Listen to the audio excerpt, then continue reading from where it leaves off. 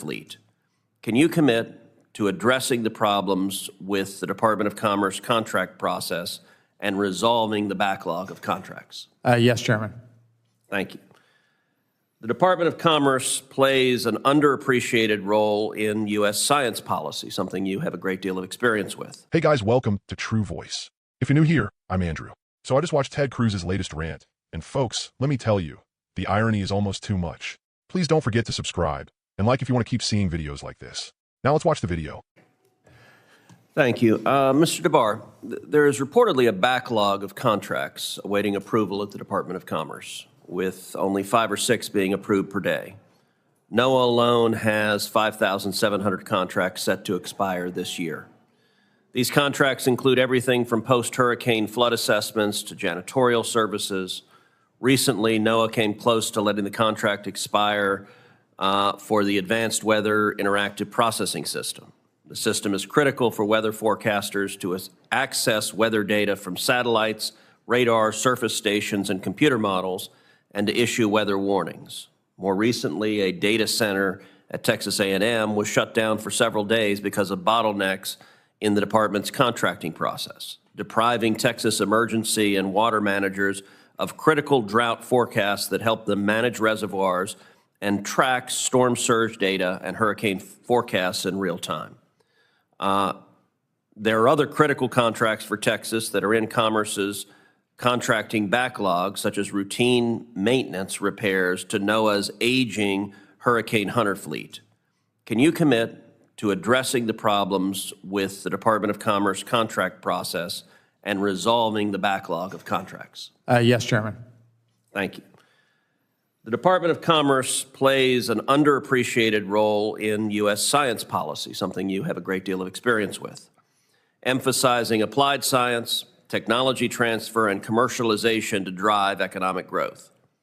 Given your experience managing national laboratories and advancing tech transfer at the Department of Energy, what lessons could the Commerce Department apply to better accelerate public-private partnerships and the commercialization of federally funded R&D?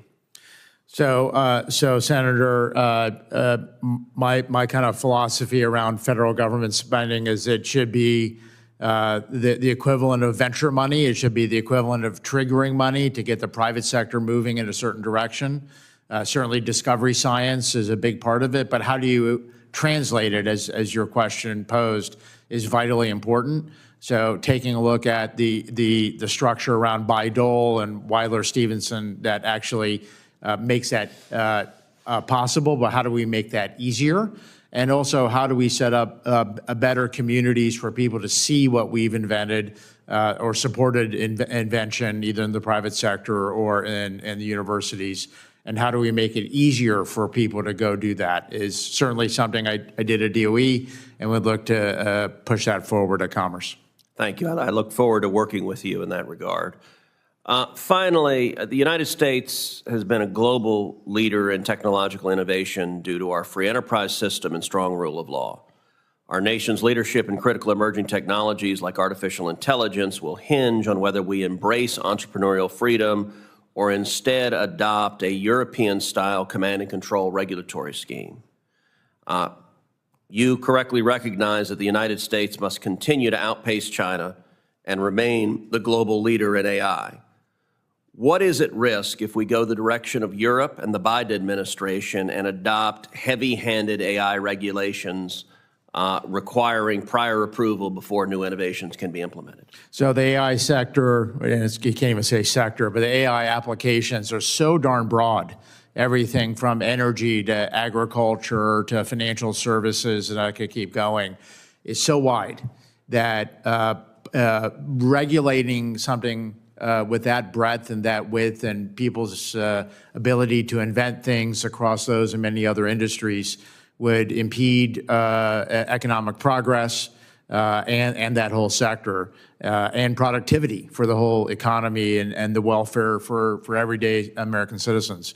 So free enterprise and allowing everyone to develop across those and every other industry is vitally important for a broad set of reasons.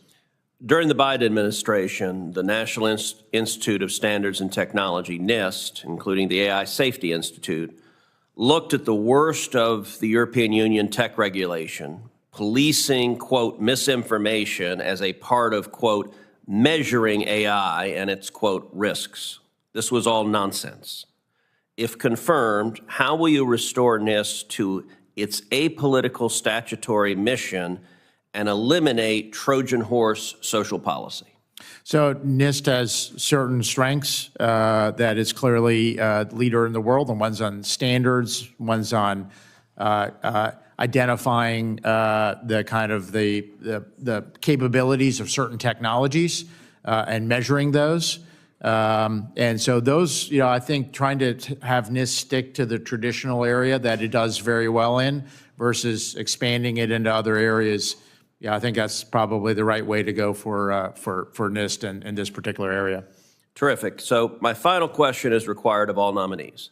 If confirmed, do you pledge to work collaboratively with this committee to provide thorough and timely responses to the committee's requests and to appear before the committee when requested? Yes, Senator. Thank you. I have letters of support from various organizations for Mr. DeBar's nomination, and I ask unanimous consent for them to be inserted in the hearing record without objection. So ordered. Senators will have until the close of business on Friday, May 2nd, to submit questions for the record. The nominee will have until the close of business on Monday, May 5th, to respond to those questions. So you'll have a busy weekend. That concludes today's hearing. The committee stands adjourned. He's slamming the Biden administration for delays in contract approvals at the Department of Commerce. And yeah, that backlog is real. No one needs functioning systems, especially in states like Texas where climate disasters are more intense every year. I get that. But here's the part Cruz leaves out. The Republican Party constantly guts government agencies, underfunds public services, and then cries foul when those services can't operate at full speed. Now he's warning about European-style AI regulation. Give me a break. You know what Europe is doing? Actually thinking about how to protect people from AI abuse, bias, surveillance, and job displacement. That's called leadership. Cruz just wants tech companies to run wild in the name of freedom. Freedom for corporations, not for working Americans. And here's the kicker. He's mad that the government wants to measure misinformation risks. Since when is it un-American to care about truth? In a functioning democracy, protecting people from lies isn't social policy, it's national defense. I love this country. That's why I want strong institutions, innovation with accountability, and truth in public discourse. If Ted Cruz really cared about America, he'd help fix the system, not just perform outrage theater for his base. We can do better. Government can work for the people, not just big donors. Stay informed, stay strong, and keep fighting for a smarter, more just America.